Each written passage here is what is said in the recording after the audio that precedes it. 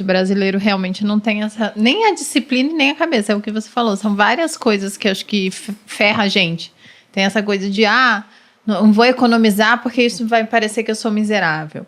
Ou tenho que parecer mais do que eu sou. Posso dar um exemplo disso, Bololinha? Para mostrar como o brasileiro ele tem que ser estudado devido à dissonância cognitiva. Você fala pro cara assim, investe pro futuro. Mas eu posso morrer amanhã. Faz um seguro de vida. Mas não vou morrer amanhã. Então o cara, ele, né?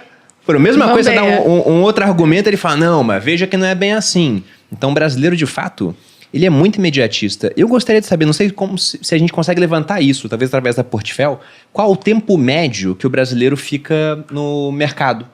Porque eu desconfio que seja um tempo muito curto. E como o Fábio falou, a própria estrutura do mercado ela vai te premiar no longo prazo. Se você vai e compra um ETF, ou aqui no Brasil, onde o mercado ainda é mais ineficiente, você monta uma carteira de ações porque entende que ainda compensa. Se você vai lá e escolhe 10 empresas, e aí metade dá errado, e quando eu digo dar errado, é dar muito errado. Algumas chegam a quebrar, por exemplo, mas outra metade sobe mais de 100%, e ao longo do tempo isso vai acontecer, vai subir 100, 200, 300, 400, 500%. Então a estrutura do mercado não tem que ser gênio. Se você ficar vivo por tempo suficiente, você vai acabar sendo premiado. É por isso que os bilionários de bolsa, tanto aqui quanto lá fora, todos têm cabelos brancos, né? Ou ausência de cabelos. Todos, no final das contas. Nessa hora, a câmera, ela cortou o Felipe. Então isso acontece. Não é preciso ser gênio, tem que ser um sobrevivente. E eu queria saber durante quanto tempo o pessoal sobrevive no mercado, porque eu acho que muita gente vai embora rápido. Eu sempre falo que se você for um investidor médio por um tempo acima da média, você fica rico. Mas eu acredito que isso está mudando, porque é exatamente o que o Fábio falou. A moeda é muito nova.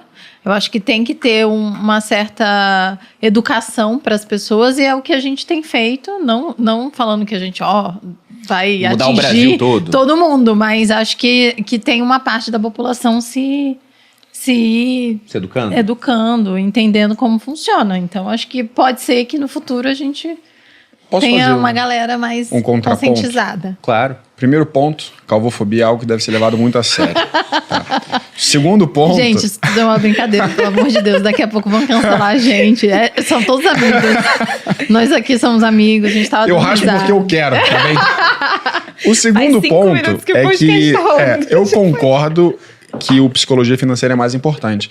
Até por isso eu deixei ele para depois, para a pessoa talvez absorver algumas ideias ele segue tentando se defender. E depois ele ficando. Mas, quanto a esse ponto que vocês trouxeram, eu tinha visto esses dados, não lembrava de cabeça, então pesquisei agora no Yahoo Finance, rapidinho, né? Sobre esse ponto de quanto tempo uma pessoa segura ações. Dado que ações, teoricamente, a gente segura por um longuíssimo prazo, entende-se longo prazo a partir de 10 anos, tem dados que mostram quanto, na média, nos Estados Unidos, um investidor segura uma ação.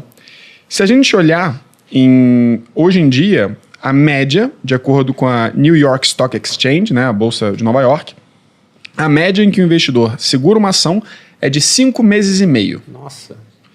Se a gente voltar no tempo... Isso nos Estados Unidos. Nos Estados Unidos. Se a gente for para 1950, um investidor típico, né, entende-se um investidor médio, segurava suas ações... na média, por 8 anos. Então, uma das coisas que a gente está vendo, e eu acompanho muito como profissional que faz consultoria, é vendo o quanto o excesso de informações faz com que pessoas, às vezes, comecem a tomar decisões mal fundamentadas. E aí, aproveitando para fazer um paralelo, até com outro livro do Thaler, que é Prêmio Nobel de Economia pelas suas teses de finanças comportamentais, ele fez um estudo em que ele comparava a performance de portfólios de pessoas que olhavam portfólio toda semana, todo mês, e uma vez por ano. E ele mostrou que pessoas que olhavam toda vez por ano tinham performance melhor do que aqueles que olhavam toda semana. Então, isso mostra um pouquinho como é que, ao contrário de um cirurgião que tem que estar o tempo todo estudando, o tempo todo vendo, mostra sobre o cenário probabilístico no mercado financeiro, que muitas vezes você ser mais passivo, né, olhar menos a informações e ruídos que a gente chama, vai levar ao sucesso de longo prazo. Óbvio, não estou falando para comprar qualquer coisa e falar, o Felipe falou para ficar 10 anos, né? E é um negócio ruim. Mas para lojas americanas espera 10 anos que acontece. Mas dado que você fez uma análise prévia, minimamente razoável, de um determinado ativo, isso enquadra-se tudo, tá? Porque a gente está numa época até de falar de títulos de renda fixa de 40 anos de duração. Bem fundamentado. E olha, com menos frequência, você fica menos exposto aos ruídos e faz com que você gire menos a carteira, do que no fim das contas aponta para melhores resultados no longo prazo, né? Na média. Você permite a adequação do mercado, né? Você, eventualmente, em algum momento, você precisa... O tempo, ele é inexorável, né? Mas ele pode ser... Justamente por ser inexorável, a gente tem que usar ele a nosso favor. Então, trazer... E é o único fator exponencial, no final das contas. Exatamente.